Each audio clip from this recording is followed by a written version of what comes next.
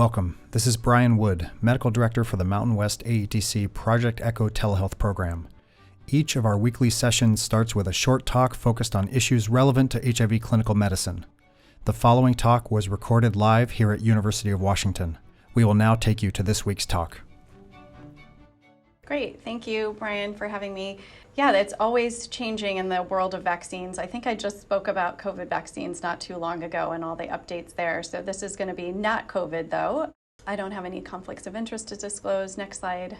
Thought I'd start with a case, 40-year-old man with HIV with a CD4 count of 450, undetectable on dolutegravir and FTAF, who basically comes in for a routine visit, and he'd like to know which vaccines are needed. He does note that he had an episode of shingles at the time of his HIV diagnosis about 10 years ago. So which of the following is true regarding Zoster vaccination for this gentleman? He does not need a Zoster vaccine because he's already had Zoster. You may give live Zoster vaccine today. You may give recombinant Zoster vaccine today and again in 2 months, or he is not eligible for Zoster vaccine as he is under 50. We'll review the updated Zoster vaccine guidance that just came out last month and has already been approved by the CDC director. And so we'll go through that today. So just a little bit about the timeline for Zoster vaccination. So prior to recombinant Zoster vaccine, we had the Zostavax, or the live Zoster vaccine, which we were not really giving in people with HIV. That there was no recommendation to give the live Zoster vaccine, and it was definitely contraindicated in individuals with CD4 counts less than 200. Later on, there were some data from Connie Benson that did show that it was safe to give in patients, although at the time that study came out, the recombinant Zoster vaccine was already out and people were favoring that instead. So the recombinant Zoster vaccine was licensed in 2017. The CDC then started recommending that for individuals 50 or greater. Previously, the live Zoster vaccine was for 60 and over, so this was a more eligible patients. However, there was no recommendation for immunocompromised hosts. So in the CDC guidance, there was just an absence of recommendation. There was not a contraindication, they didn't comment on it. The Europeans were a little bit ahead of us. The European equivalent of the FDA actually approved expanded recombinant Zoster vaccine for immunocompromised hosts 18 and above in August of 2020. The FDA followed about a year later to expand recombinant Zoster vaccine to immunocompromised adults 18 and over. And just a month and a half ago, ACIP recommended recombinant Zoster vaccine for immunocompromised hosts 19 and above. The data for the initial approval, FDA approval, and ACIP recommendation in immunocompetent hosts was from the ZOE trials, which really showed that this was way better. The recombinant vaccine was way better than the live vaccine. So for those of you who were not familiar with the live vaccine, we were excited that it prevented half of incident Zoster infection. So it was about 53% effective at preventing incident Zoster in individuals 50 and over. However, we noticed that in more elderly patients, that percentage of efficacy actually decreased quite a bit. So it was only prevented about mid-30, 37% of incident Zoster in individuals who were over the age of 70. So really not as great of a response, but you can see in all age groups for the recombinant Zoster vaccine that the efficacy was in the high 90s. So this is a really great potent vaccine that led to great immune response and as well as clinical outcomes. So are people with HIV at increased risk for herpes zoster? So this is from a study back in 2015 that really highlights that regardless of age, so this age-based recommendation in immunocompetent hosts doesn't really hold true for immunocompromised hosts, including people living with HIV. And you can see sort of the general population and the dotted lines. The incidence of herpes zoster is really much higher as you get older. So in the 20s and 30s, we're not really seeing a lot of incident zoster. But if you look at the solid lines, both male and female, even in your 20s, 30s, and 40s, you can see a much higher rates of incident zoster in people with HIV. And that's regardless of their immune status.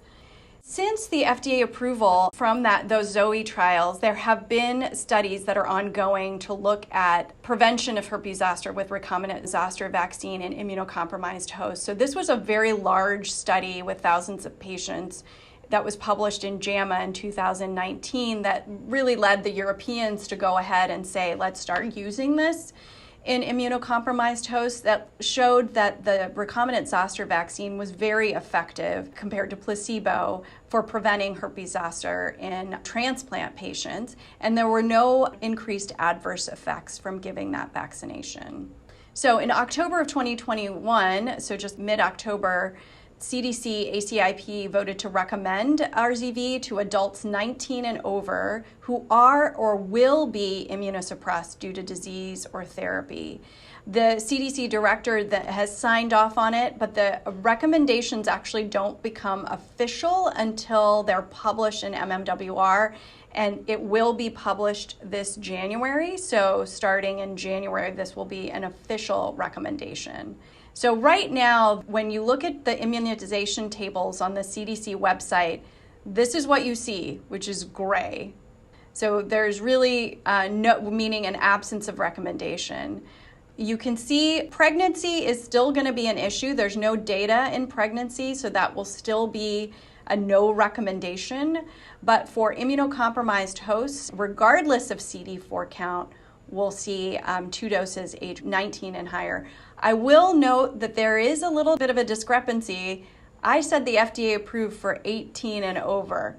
The CDC ACIP is 19 and over. So just to note that small difference.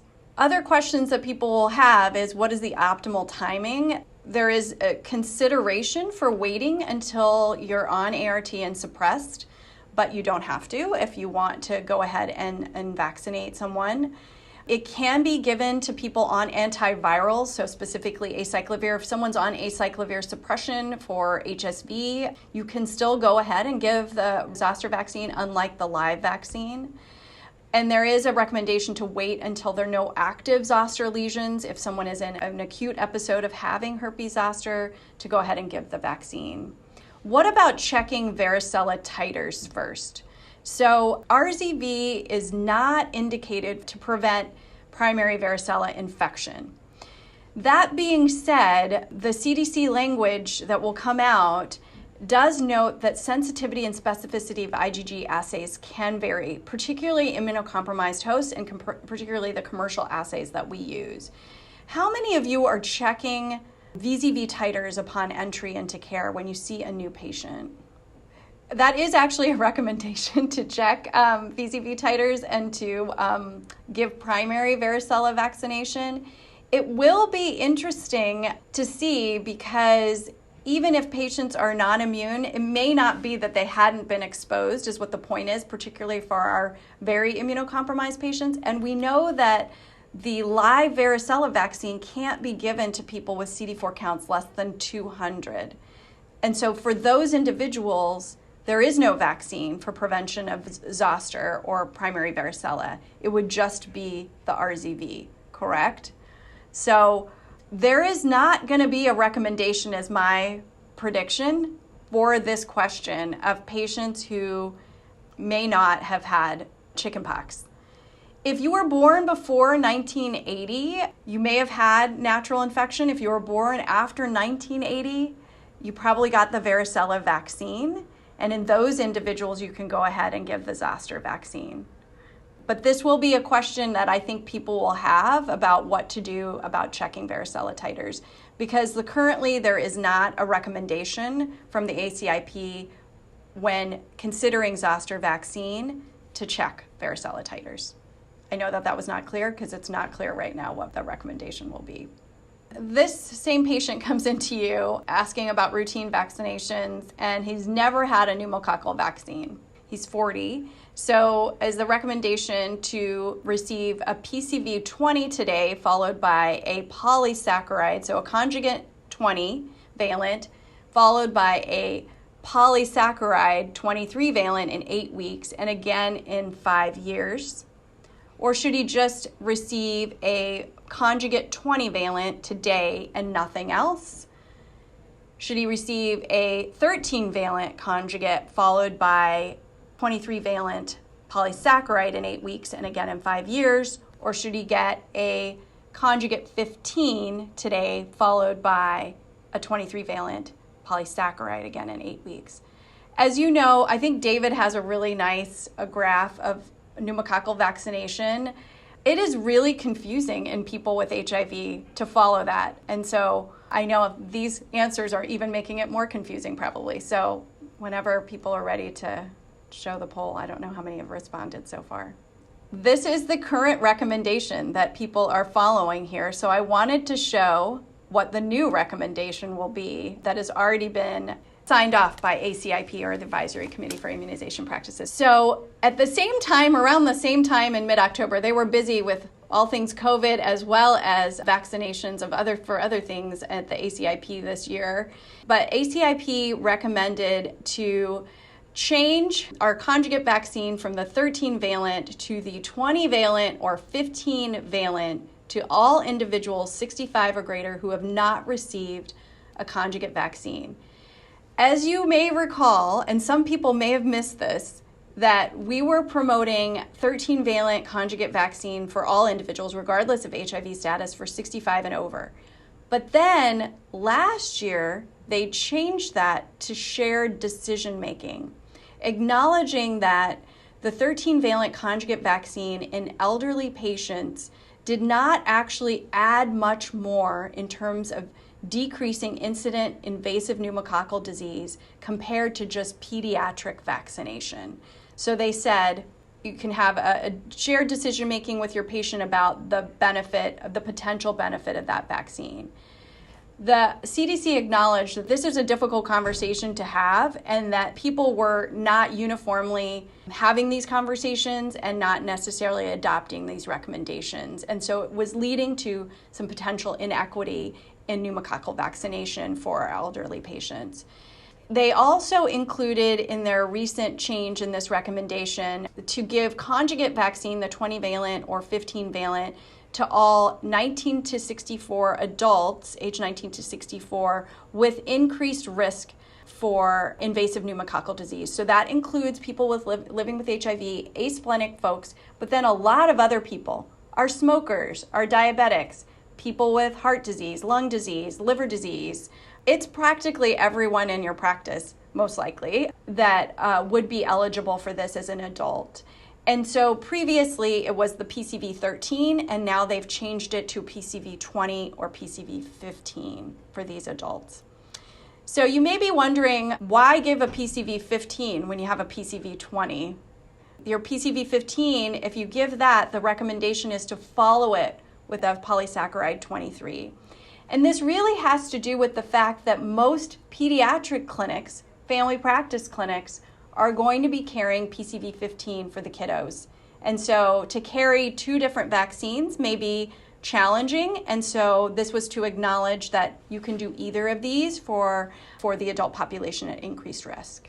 So why the change? There's potential waning of immunity later for those with 65 and over. We know that conjugate vaccines are actually better at inducing immunity compared to polysaccharide vaccines. So our pediatric colleagues for years, when we were just doing the polysaccharide pneumococcal vaccine, were like, why are you doing that? Conjugate vaccines are so much better. And we know that when we do polysaccharide vaccines, there have been large clinical trials that don't really show that it prevents pneumonia, right? We're looking at more prevention of invasive pneumococcal disease, hospitalization. That's why we give these vaccines. It's cost saving in their cost effectiveness of an analyses to switch to this strategy rather than doing a dual strategy with the polysaccharide versus the conjugate. And it's an opportunity to provide higher coverage that is more equitable, like I mentioned. And I think importantly, to simplify the recommendations. They've been super complicated for people with HIV. You have to remember, okay, did they get their conjugate first or did they get their polysaccharide first? Because do I wait 8 weeks or do I wait a year? And then do I give another one when they turn 65? So it's actually was quite confusing. This is going to be a lot simpler. You just get one PCV20 as an adult and you don't repeat it when they turn 65. Simple. Just to highlight the differences between the 20-valent conjugate and the 23-valent, there are obviously some that are missing. And if you go to the next slide, it'll show the relevance to kind of what we're missing. So chronic medical conditions is CMC, and then immunocompromised host. When we look at the proportion of invasive pneumococcal disease and by serotypes in our at-risk groups that are 19 to 64, you can see that by switching to the 20-valent from the 13-valent, we're really capturing a lot more percentage of the types that are responsible for invasive pneumococcal disease. So just some final thoughts, and then I see that there's some questions. Like I said, it'll be published in the MMWR in January 2022. We've actually already updated the OI guidelines vaccination section to reflect this, but the new immunization schedules that come out in February will include the new tables with these vaccinations. So just remember, it'll be Zoster vaccine for all adults with HIV, and then easier to remember pneumococcal vaccination. So PCV 20 for all adults. Thanks. Thank you for watching this edition of the Mountain West AETC Project Echo Didactic Series. If you like this talk, please click the red subscribe button and please check out other talks in our series. Until next time, this is Brian Wood, Medical Director, signing off.